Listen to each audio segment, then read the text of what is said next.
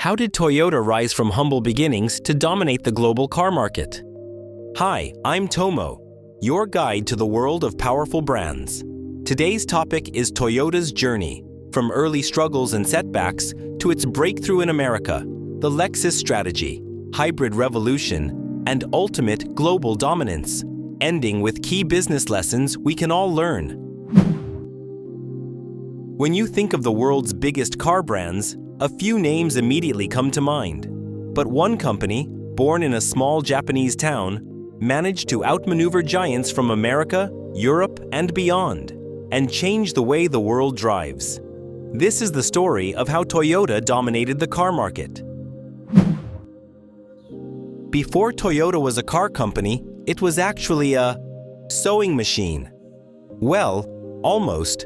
In 1926, Sakichi Toyoda founded the Toyota Automatic Loom Works, a textile machinery company. Sakichi's son, Kiichiro Toyoda, had a vision: cars. He believed Japan needed its own automobile industry. So, in 1937, Toyota Motor Corporation was officially born. And yes, they dropped the D in Toyota because Toyota had a luckier ring in Japanese culture. And frankly, it just sounded cooler. Toyota's first car, the Model AA, launched in 1936. But let's be honest, it looked suspiciously like a Ford. That was the first lesson. If you can't innovate yet, imitate. Then came World War II, which left Japan devastated. Factories were bombed, steel was scarce, and the company was on the brink of collapse.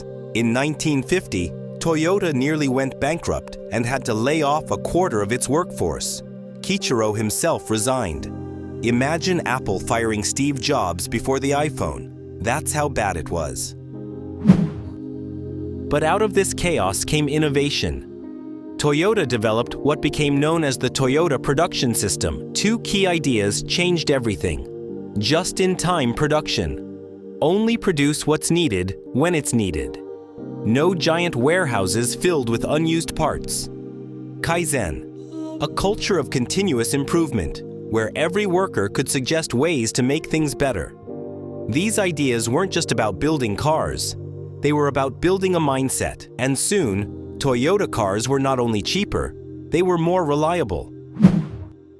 In the 1950s, Toyota made its first attempt to enter the US with the Toyopet Crown. Unfortunately, it was slow, underpowered, and Americans laughed it off the road. But by the 1970s, the world changed. Oil crises hit, gas prices soared, and suddenly, Americans didn't want giant Cadillacs. They wanted cars that sipped fuel like tea. Enter the Toyota Corolla, small, efficient, and unbreakable. It became a bestseller and still is today. By the 1980s, Toyota was respected for reliability. But luxury, that belonged to Mercedes and BMW. So Toyota did something bold. They created Lexus in 1989. The Lexus LS 400 shocked the world. German luxury at Japanese prices. Reviewers loved it. Buyers lined up. Even Mercedes executives admitted privately that Toyota had changed the game. And suddenly, Toyota wasn't just a car maker, it was a global powerhouse, competing at every level of the market. Toyota's marketing was simple: focus on reliability, value, and trust. Their ads weren't about flashy lifestyles, but about peace of mind. Owning a Toyota meant your car would start every morning and not bankrupt you in repairs. Compare that to some American ads of the time: horsepower, muscle, speed. Toyota was selling dependability, and dependability wins long-term. Of course, no story of domination is without failure. In 2009, Toyota faced one of the largest recalls in history due to accelerator and brake issues. The company's reputation took a hit. But instead of denying, Toyota leaned on its Kaizen philosophy, admitting mistakes, recalling millions of vehicles, and fixing the problem. Painful? Yes. But it reinforced their long-term image, a company that values safety over short-term profits. Then came the Prius in 1997, the world's first mass-produced hybrid car. While rivals were still debating, Toyota was already selling millions of hybrids. Today, Toyota sells cars in over 170 countries, from the US and Europe to Asia and Africa. It consistently battles Volkswagen for the title of world's biggest automaker. So, what can entrepreneurs and businesses learn from Toyota's rise? Start small. Think long-term. The Corolla wasn't flashy, but it built trust over decades. Turn failure into innovation. Bankruptcy threats gave birth to the Toyota production system. Adapt to market shifts. Oil crisis. Create fuel-efficient cars. Luxury boom. Launch Lexus. Green movement. Pioneer hybrids. Culture matters. Kaizen wasn't just a factory method.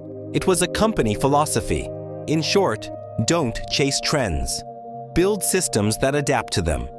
So next time you see a Corolla on the road, remember, that car isn't just transportation. It's a rolling symbol of how patience, discipline, and strategy can conquer the world. Thanks for watching.